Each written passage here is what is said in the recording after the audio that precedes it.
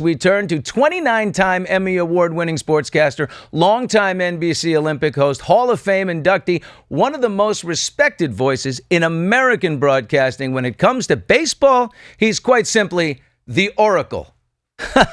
Bob Costas is with us. There he is, the great Costasian. My God. Oh, what? You know, Billy, really, I thought that intro was insufficiently respectful and fulsome. Would you like to start over? No, it's exactly what you sent me, Bob. Oh, there you go. I read it word I like for a man word. who can follow instructions. Bob, what did we see? Who is this giant boy? Is he the greatest that ever played the game of baseball? He's certainly unique. No one has ever done both those things simultaneously at that level.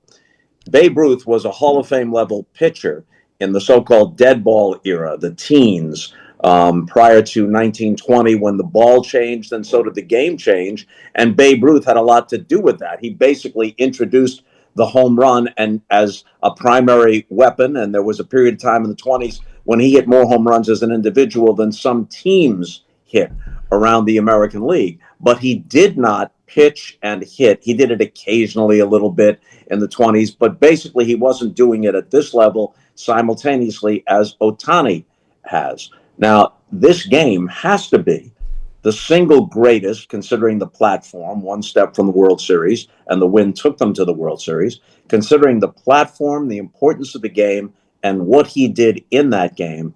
This has to be the greatest single game performance by any player in the history of baseball. As you said, 6 shutout innings, 10 strikeouts, which means he retired 10 of the 18 batters he retired, only 2 hits, and then 3 home runs, one of them so gargantuan that it literally went over the pavilion and in effect left the ballpark, one of the longest home runs ever hit. And in this little video you have right there, or the still shots, look at Freddie Freeman, his own teammate, holding the side of his head. He turns his own teammates into fans. They view him with awe.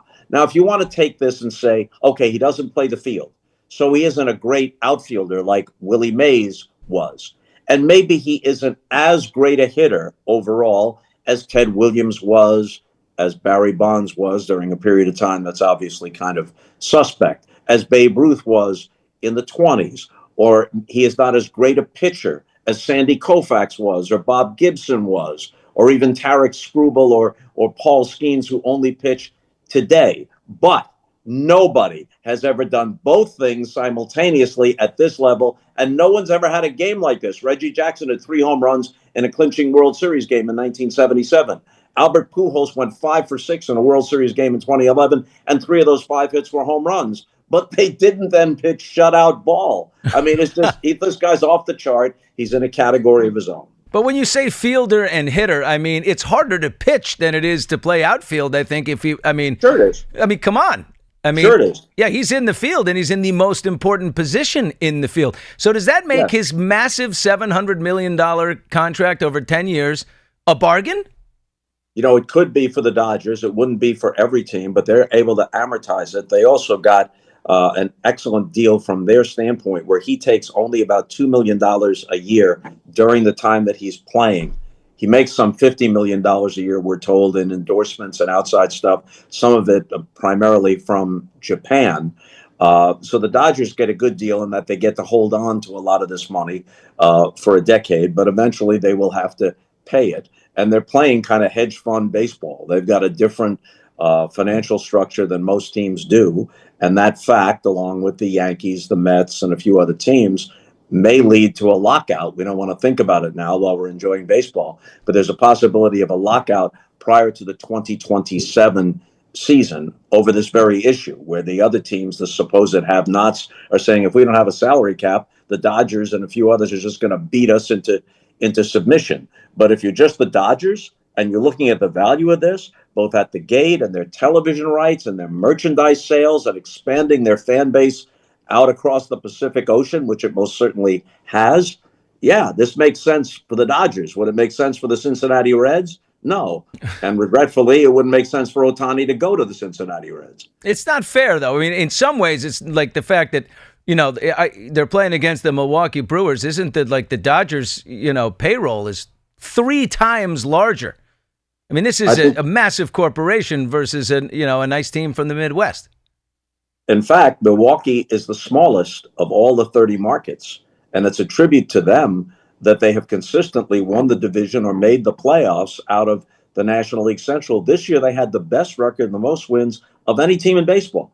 They won 97 games, and they played a very heads-up style. They don't hit a whole lot of home runs, but during the course of the season, the Dodgers forced them into some mistakes. But during the course of the season, they're one of the best teams in baseball in not making mistakes on the bases, taking the extra base, fielding exceptionally well, not swinging at pitches outside the strike zone, playing small ball, making contact, laying down a bunt. They did all those things that helped them during the regular season, and then the Dodgers just had too much for them in 4 games in October. I think the Dodgers may actually be paying as much in luxury tax to the rest of the league beyond the $300+ million that they spend this year on overall payroll. They may be paying more in luxury tax than the Brewers' entire payroll to their current players. What do you mean luxury tax? Explain that to? In the absence of a salary cap, and the other 3 major sports have some form of a salary cap. In the absence of that,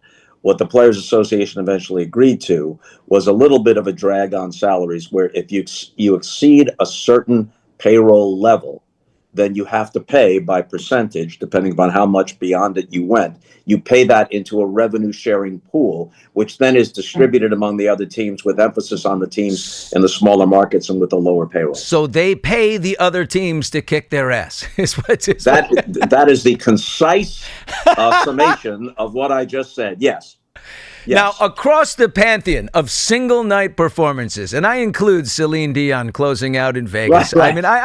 I mean, Sinatra at Madison Square Garden, right? I also include Charlie Sheen after the Major League premiere, which was a huge night for him out on the town. I'm talking the pantheon of single-night performances. Yeah. Is it the greatest? Can you think of anything else, like any sport, any event anywhere that is close to this? Tiger Woods could come. I can't think of anything better. Michael Jordan's last game as a Bull, when he made the winning shot against the Jazz, he scored 45 points. Yeah. Running on fumes at that advanced athletic age, just took the whole game over at the end. It was so dramatic, and it's the punctuation, the way the curtain came down essentially on his NBA career, although he did come back for a cameo with Washington a few years after that. That's maybe more dramatic, but I don't see how objectively you can say it's better than what Ohtani did.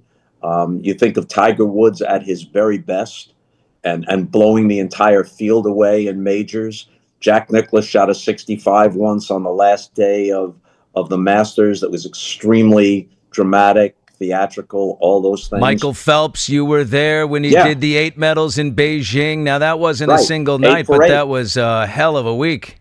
8 for 8. Yeah, no question about it. Sandy Koufax at his best. Don Larson throwing a perfect game in the World Series, but he didn't hit 3 home runs. He didn't hit even one. Bob Gibson actually won 3 games for the Cardinals in the '67 World Series, all of them complete games, one of the greatest pitchers of all time. And he won the 7th game with a complete game at Fenway Park, and he hit a homer in that game. But he didn't hit 3. Do you remember the highlights of your marriage like you remember baseball? Do you remember where your car keys? Do you know where your phone is right now? You have a memory that... How is it that you remember absolutely every single detail? What would you call it, encyclopedic, the memory? Maybe it used to be. It's slipped a little bit, but I guess it slipped from a pretty high level to begin with. Wow. That's the joke. I don't remember where I left my car keys or why I walked into this room every time I did. What did I come here for? Oh yeah. But on the other hand, I will tell you that Babe Pinelli was the plate umpire for Don Larson's perfect game in 1956. Babe Pinelli, oh my God. And that Dale Mitchell was the last batter. How has the game of baseball changed to allow or require that kind of versatility? Why does Shohei's performance sort of feel like a tipping point here? I don't know that it does, Billy. I mean, he's a unicorn. he came to the United States from Japan with the stipulation when he signed with the Angels initially that he would pitch as well as hit, that was who he was. And there was some skepticism as to whether he could do it at that level, at the MLB level, but then he proved all those skeptics wrong. I think it's possible that he may inspire some people to try and do what he has done. We know this. If you ever played Little League ball or high school baseball, the best player almost always pitches and plays another position. So in a high school game, it's probably not all that unusual for someone to have pitched a great game and also hit a couple of home runs, because the best athlete on a high school team is almost always a pitcher and also the shortstop or the center fielder, that sort of thing. But then they narrow it and it becomes more specialized as you get into the pros. I imagine that Ohtani will inspire a few people to try and do what he has done. I would think little kids everywhere as well. I would think little kids everywhere, Bob, are like, no, that's it. I want to pitch and I want to hit. I want to play. And I wonder if he's not inspiring, like in little leagues everywhere, that these kids all want to be those players. I'm sure that's true. And the best kid in Little League is almost always a pitcher sometimes, and then whatever other position he wants to play. And can he hit? Right. Gotta be able to hit. Do you know the Japanese word for unicorn? I don't. We stumped Bob Costas. We'll end it there, Bob. Thank you. No. Do you? Maybe you came in prepared. Do you? Ikakuju. Ikakuju? Ikakuju, unicorn. I looked it up. Yeah, if I have a chance, and you said unicorn. I was saying Bob Costas might say unicorn, and if he does, I'm going to have Ikakuju ready to go. See, that is preparation. You see, chance favors those who are prepared, as someone once wisely said, and you were prepared for this moment. Say it again so that if I interview Ohtani this week, which I'm hoping to do, not certain, but I'm hoping to do it, tell me again, and I'll spring it on him. Ikakuju. Ikakuju. Ikkakuju. Ikakuju. Ikakuju. Not Ikaku. Ikakuju. Ikakuju. Bob, you know who would have enjoyed knowing that, but it's too late now? Who? The Wily Bongo. The Wily Bongo, president of the African nation of Gabon. Correct. Who offered, as Bob and I love to talk about, he offered anyone in the country, any citizen who can come home with a medal of any kind. It could be a bronze and it could be an anything, $1 million and a beautiful home and a life that you could only dream of in our beautiful nation of Gabon. And it was an offer that we like to say was safe. Yeah. And, you know, especially at the Summer Olympics, when there's some 200 nations coming through, you're searching in some cases for a tidbit on that nation. And I could never find a better tidbit about Gabon than that very fact. Oh, my God. That they're president for life. They're president for life. So maybe Trump was taking notes. He is not a moderate Republican like your brother. It was your brother, right? That's going to run. Yeah, he's going to run. We got an interview with him coming up. I thought moderate Republicans were on the endangered species list, but it's good to hear that a few of them still exist. But the Wily Bongo was president for life of Gabon. And we would always say, this is the premise, and this is why I dubbed him the Wily Bongo, and then that's how you referred to him anytime his name came up. But the Wily Bongo is well aware that no Gabonian has ever won a medal, and no Gabonian is at all likely to win one here. I don't even think he had the million. He just threw it out there. I mean, right. What the hell? He was going to have to scratch that together. I'll never forget when Bob Costas said it was opening ceremonies, and he throws out the Wily Bongo and this little tidbit from Gabon. I almost lost it, and I said, please cut away to Katie Couric's face right now. She's sitting next to Bob. She's got to be like, wait, what? What page? What page is that on? Oh, my God. Yeah. Oh, unbelievable. Yeah. Well, this moment, I mean, this performance by Shohei Ohtani, he seems to transcend not just the game, but like the culture around the game, the media, the fan engagement, the global outreach. I mean, I can't. The ratings, by the way, as well. Throw that in there. They're up in baseball. Isn't that for the first time in a while? It depends on the matchups. Like last year, Yankees, Dodgers got high ratings, and had it gone beyond 5, Had it gone to 6 or even a 7th game, then they would have been probably the highest rating since the Cubs in 2016, because they became a national story, breaking that 108-year curse and finally winning the World Series. One way to measure this is that it's water cooler stuff, so to speak, if there are water coolers anymore, where you're seeing Ohtani being talked about on news programs outside sports contexts. People that are not avid baseball fans are talking about him and about what he did the other night, and that will carry over into the World Series. I mean, you always talk about the story in sports, especially at the Olympics. There's always the story. There's the event, there's the score, there's the medals, but there's the human narratives, the context behind the statistics. That's where you live and thrive. What story do you think we're witnessing with Shohei Ohtani's career? I think the story is he's today's headline, but he's also writing history. All these comparisons in the American League, the comparison is who should get the MVP? Aaron Judge, who had a superhuman season, or Cal Raleigh, who hit 60 home runs as a switch hitting catcher while playing that grueling position. And it's very possible that he will get to the World Series. If the Mariners win tonight, they're in the World Series against the Dodgers. That's your conversation. Raleigh and Judge this year.